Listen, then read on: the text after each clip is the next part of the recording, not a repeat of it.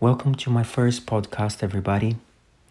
This is actually something that I wanted to do for quite a long time. I was asked to do podcast by many of my students, and I embarked on a few journeys before. I did some vlogs. They went really well, got a nice feedback, and lately I've been doing quite a lot of classes, YouTube classes. And again, they've been great. A lot of people give me a lot of feedback, but quite often comes up with the idea of podcast. To be honest with you, I wasn't quite sure how this works. I know there's quite a lot of different platforms and different ways to approach, but I thought if I'm going to start podcast, I just really need to start now and just use for now the easiest platform for me, which is YouTube. I want to say as well that it's a very simple setup. It's just me, a microphone, and my phone, little microphone and my phone. So you might hear some noises sometimes. I'll try to edit as best as I can, but some of it, at least for now, if you hear my dog barking or something like that, I'm gonna keep in here. I've got a very beautiful puppy lying down next to me. Her name is Jinga, of course. And if you're asking why her name is Jinga, it's not just because I'm a capoeirista, but because she has such a nice swing as she wiggles. She's a little puppy, so you can imagine. I thought, this is my chance. I've got a puppy. I'm going to find the thing to name her Jinga. And as she walked to her bed one day, she was just doing that puppy wiggle. And I went, there you go, guys. Should be Jinga. So I think the idea of podcasts actually can be quite helpful. I know there's a lot of information there, and I think sometimes people feel saturated by all these different platforms, and some of it are just like this short burst of something like Instagram. It's just like people trying to catch you in 1 minute maximum, But the thing with podcasts is that there is no pressure in the speaker. I'm going to try to not be repetitive or anything like that, but there is no pressure. I can just sit here and talk and express my ideas or perhaps start a conversation. So I just want to make as a useful tool for transferring information. And I actually think that the speaking word is really important. I divide it in my practice. When I look back into some really important points of my career, I can see the two worlds, the visual, how much we learn by that, and listening, the audio. I think that we even have a word in capoeira for this. We say oitiva, which means learn by watching. When you talk to the masters, the great masters of the past, of course, quite a lot of them still around, still teaching, still healthy, and just still showing us a lot of wisdom. And they talk to you about a time, this wonderful time where capoeiristas would come to a roda sometimes and just watch. So you hear these stories about someone like a master that we now just see them as these great masters, and they tell us, quite a lot of them say, yes, in my time we'd come to a roda. We're talking about 3 generations before us. And we could not even play. These were the real masters of that time. And we were happy to just be there and watch the hard, and then would go back home or whatever, and then practice. And there's actually something beautiful about that. A lot of this is still happening, but I know the setup is different now. Is this idea of classes, which have been happening in capoeira for quite some time. It has changed that, but there is something quite powerful in that way of learning, where you have to watch, and how much you have to remember. Obviously, this is also a time not with, you couldn't just pick up a phone and film and then watch again or even listen to anything. You had to rely entirely on how much you were inspired at that present moment, and then just hold that in your heart and in your mind and go back and practice. And I'm not just romanticizing. If you talk to the masters, they would say that. They would say how much they were influenced by the visual side of things. And obviously they would come back again and again to watch, to the day that they could finally join the class, or excuse me, join the roda and play, you know. But perhaps I'm trying to get this side out of the way first. I mean, much more should be spoken about this, but today I want to talk a little bit about, start by talking a little bit about the power of listening, because also you can nowadays practice and train, but you can also, by the visual side, develop bad habits. This can happen. I can give you quite a lot of examples of this. Examples that happen to me and examples to my students as well that I see all the time. And sometimes you do need someone, you do need an expert to just say to you, don't do it like that, do it like that. You know, really cut so much randomness from your practice. And I can give you so many examples of when this was important, but I'll give one that I quite often tell my students, especially when I'm teaching a new group of people. After a while, I tell them this, and it really resonates to them. There is a master of capoeira called Mestre Ramos. Someone you should check. He's a fantastic capoeirista, you know, a real warrior, and it's just a really gentle person as well, wonderful person. I was quite scared of him when I met him, because if you don't know him personally, when you see him playing, I mean, he's such a strong player. And it's quite scary to play him.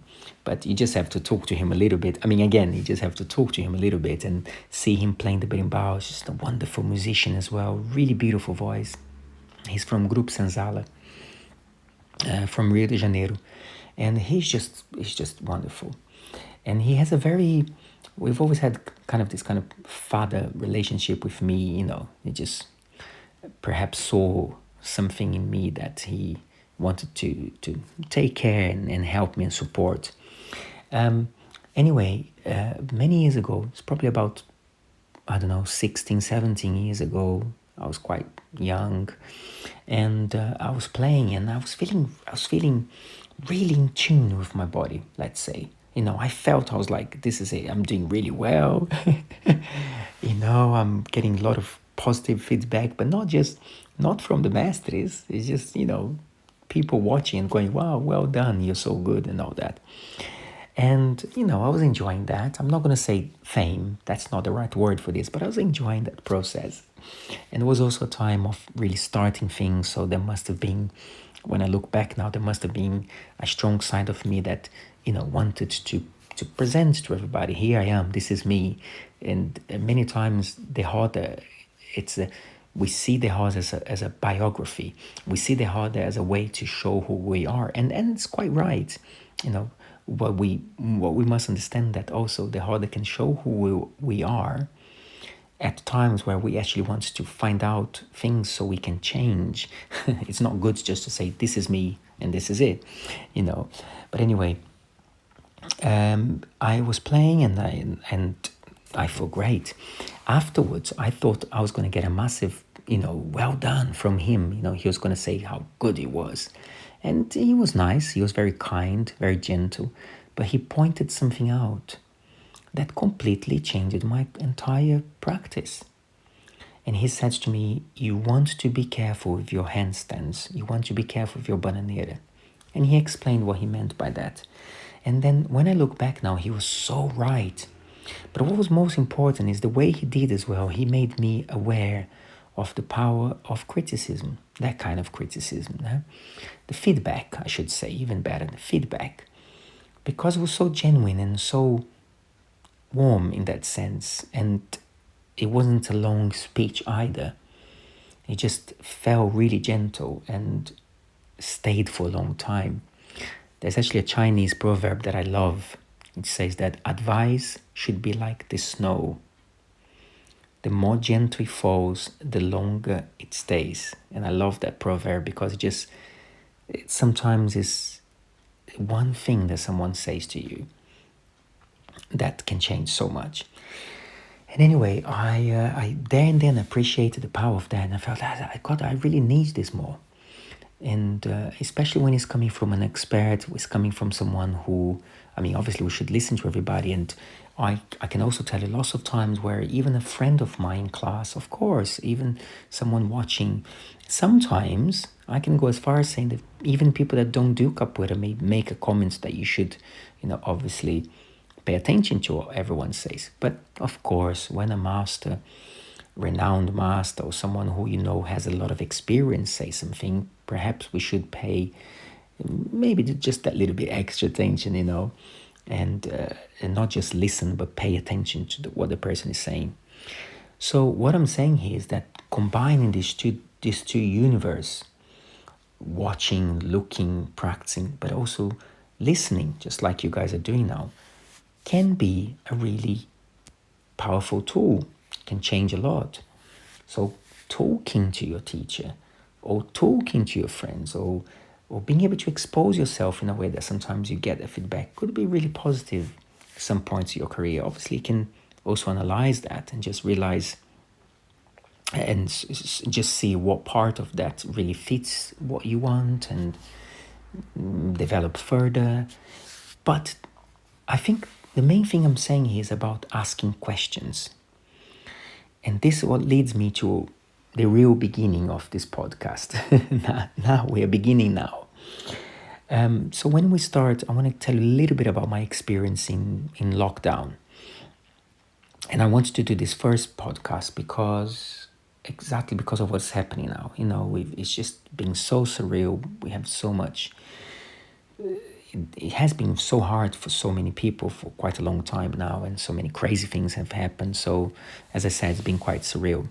But as I entered lockdown, I first did that thing that a lot of people did. I just went, okay, I'm going to do the best out of this.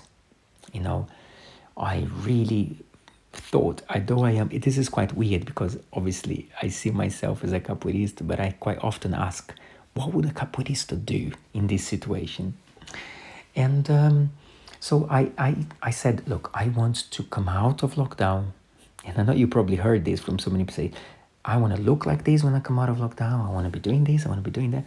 I want to use this time to really not just sit down and wait for things to change. But I can tell you, before you start to think that I'm just going on about this and that I'm going to say something like, I've been a hero and here I am, I came out of lockdown like this, blah, blah, blah. Let me tell you that that's not what happened. My first, I entered, I had an initial enthusiasm, and then somehow that was short-lived. And I felt into a little bit of, I'm not going to say laziness. I don't think laziness is the right word, but I was just sort of a bit fed up, and I'm just waiting for things to, when things get better, I will then do something. And to be honest, I started to pay less attention to some really important things about my practice, my training, my diet, most especially, I can tell you that. Now, luckily for me, I'm someone who writes things down. Now, if you ask me, if I did a class or a workshop or an interview, or if I spoke in someone else's video or something like that, and if I am asked by any student to give one advice, I would say that having a notebook has been one of the most important things that I've done in my career. By carrying a notebook with me and making notes. Because making notes, guys, it's not just about, it's not just a training diary, which is important too, but, sometimes just by writing queda de rins, let's say you write there, queda de rins, you just bring that movement to life. Now, because I also am very passionate about beauty in writing, I really wanted to see if there was ever going to be a real connection. I knew it was going to be hard, but I wanted to see if there really is going to be a connection between my letters, the way I write, the calligraphy, the way I flow on the paper, and the content of what I'm writing, and then back to my physicality. So I really wanted to experience that sensation, of what is like. So then I went to write things, and I started to realize that I was writing a lot of things that was just quite deep in my mind. So it wasn't just, I'm going to train this today. That was part of it. But writing the name of something, or a little bit of music or something like that, It's just so powerful that it starts to drive your energy towards that thing that you put down on the paper. So because of that, I was on a low. What I'm saying is, thank goodness I kept notes and I kept writing even some of the negative thoughts, because I could go back to that and I could look again. But I was really feeling quite tired. But looking in my notes, I was like, okay, let's do something about this. And can I just make a point here now that I really hope it resonates with you guys, because this is one thing that I quite often pinch myself and I think, thank goodness that we have something like capoeira, because honestly, hands to heart, to have that thing that brings you back to some practice is so wonderful. And it just feels like if you just train just long enough so that practice is part of your life, when you are in really low moments, you could find strength to just move again and just, to say nothing about the benefits, the physical benefits that will start to make you feel a little bit more positive and a little bit more ready to face other issues, to face other challenges. So it really is not trivial that capoeira has this power, and of indeed many other forms of movement and dance and exercise in general, practice, have this power to pull you out of a bad situation sometimes. Obviously, you do have to train, push the envelope enough so you are able to reconnect with that. But absolutely, it was important for me to feel that even if I wasn't feeling motivated, I just had to do something about that. And it was a combination of my notes, and it was a combination of the fact that I have been practicing for a long time. So I went back to the gym. I say gym because it is a gym, but I use to practice capoeira. And, to be honest, I do some things in the gym, like I treat as a physiotherapy room, really. So I'll do like some leg extensions, and I'll do some shoulder movements just to keep strong for my body. But mainly it's a space that I use the floor for practice.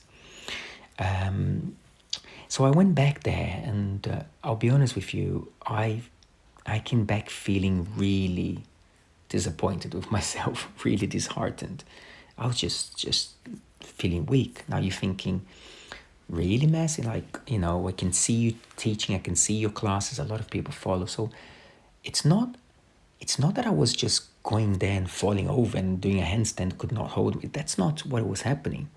I can do everything. You could watch and see everything, but I wasn't feeling inside the strength, the grip, that catch, that the effortless. And that's what matters the most. Obviously, it matters to me it does matter what my students, especially, what people think, but ultimately it matters that I am not feeling strong. That's more important than me saying, oh, it's okay.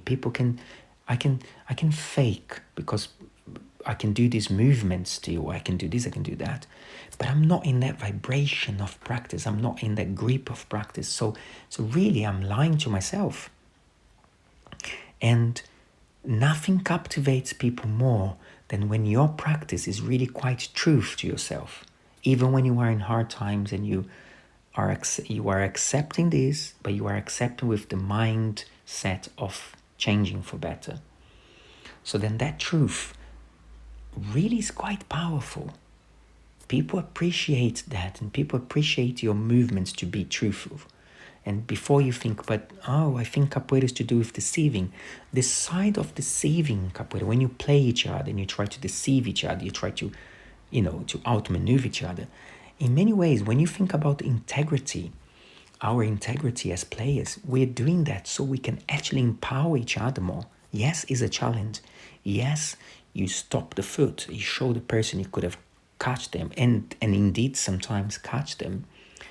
But coming from a good heart is actually empowering each other. So all of this deceiving, all of these things that are related to mandinga and to what a lot of people like to call a malandragem, Malandragem is a much broader word there, but nevertheless, malandragem, it's not just so what is there for me. It's what is there for both of us that really matters.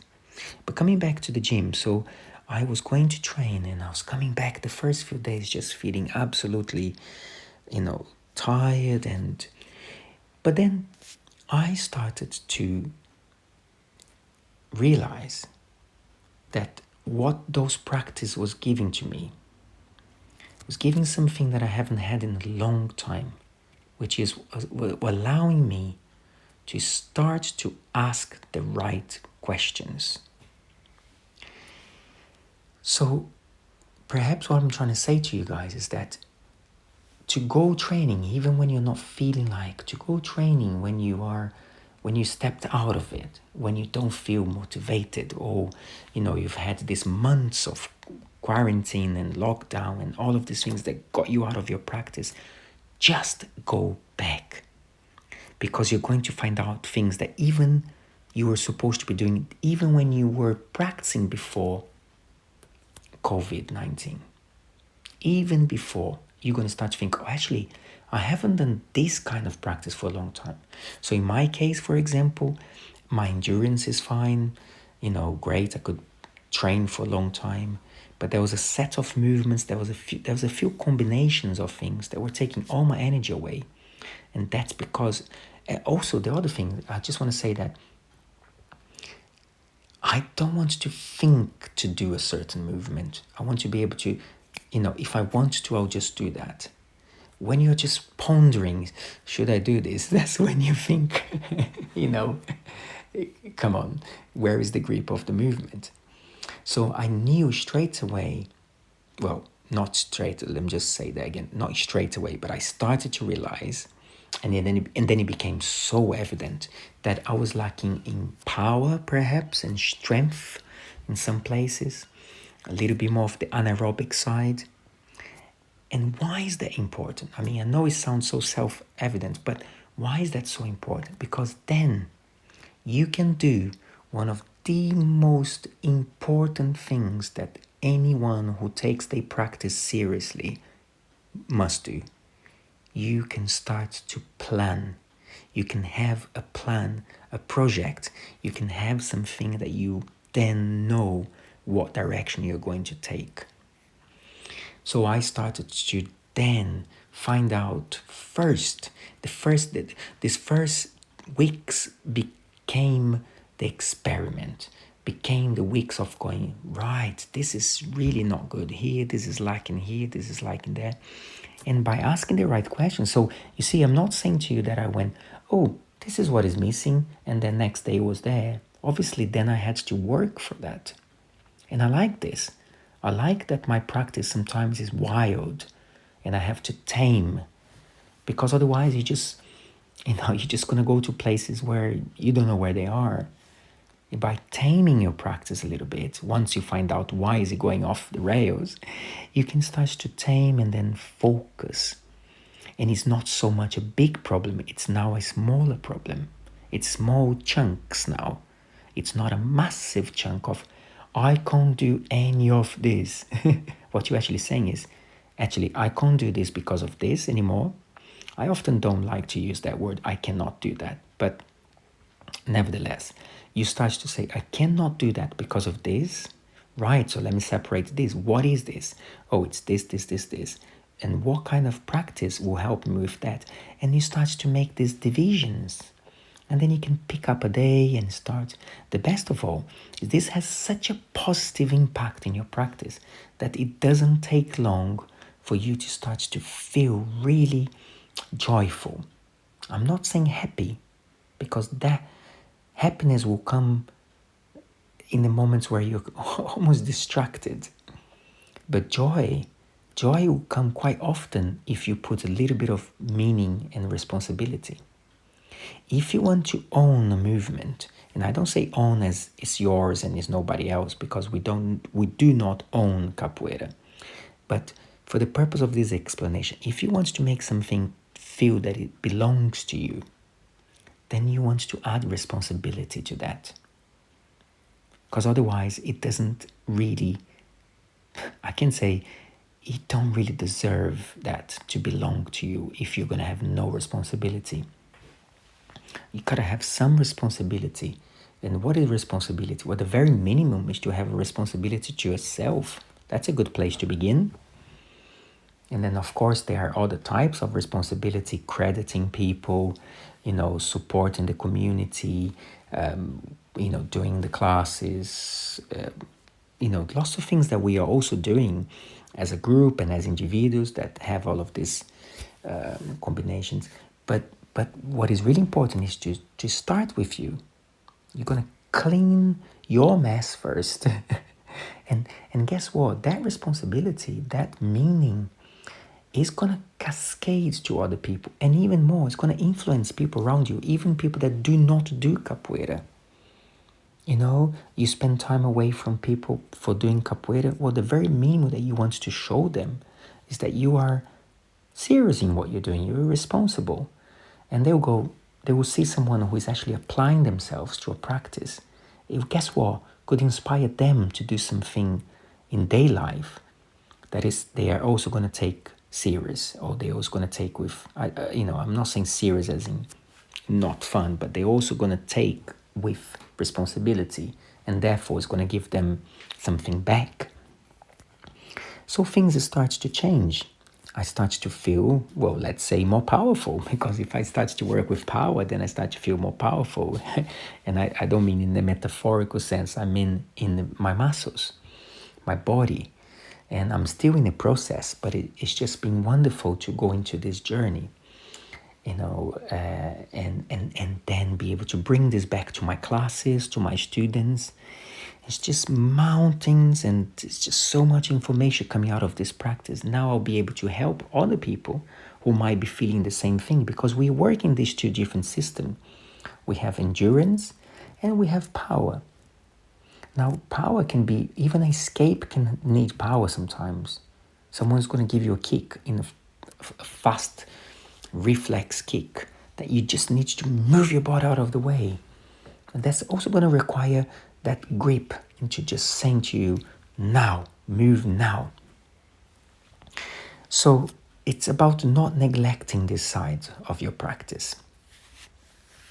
And I thought, I haven't actually told you anything like you should be training this, you should be training that. I haven't told you anything, but I think that could be very helpful to hear the process of asking questions and being able to go to a place and actually, there was one day that I nearly stopped training. That was the lowest from this point for me, because I just do not remember the last time that happened. I nearly went, okay, no, not today. I just can't do this today. And then I said, okay, no, stay a little bit longer. Just try something else. I realized I was, as we say in capoeira, punching knife. We say in capoeira, punching knife, which means that's a very stupid thing to do. Change tactics. So I changed tactics. I went, okay, let me embrace this another way. What is it? I'm just going to do a little bit of stretching today. I'm going to work in my core, just go around the situation. And then you allow it to rest a little bit. So this is it, guys. For my first podcast, I just wanted to tell you these experiences and let me know what you think. Believe you me, I've got quite a lot to talk about. I'm just looking at some of my notes here for potential future podcasts, and talking about flexibility, talking about situations of roda, talking about what is this one here? Oh yes, a little bit more on listening and stories of the mestres, and how listening can be translated also into songs, and how songs can have a deep impact. There's another thing here about trends and how to embrace and understand, but for example, one thing that I want to talk about is musical trends in capoeira, and how when something becomes so popular, we really want to understand and learn from it, but just keep our minds and keep our hearts open for other things as well. I personally feel that there is a side of berimbau that needs to be seen a little bit more. which is this gentle, kind of very melodic sounds. Dun, ch, ch, dun, ting, dun, ch, ch, ding, ch, ch, dun, ting, and you just hear this here. So just want to say that not everything should just be from the word go, should be powerful and strong, and we have to maintain this power and strong from the very touch of the baqueta. The berimbau should sound like has a microphone inside. Just allow melody and allow gentle energy of the berimbau. It's really beautiful to start a roda with gentle sounds building up as well. So I want to talk a little bit about that and so much more. Thank you so much for listening, and I hope see you in the next one. Muito axé. Let's stay positive. Let's find joy, responsibility, and meaning. And it can be just a hobby, just a little hobby that you do. It doesn't have to be because you're a professional or not professional. It doesn't matter what level. At any level, you add a little bit of responsibility and meaning, and joy will come back for you. Muito axé. Tchau, tchau.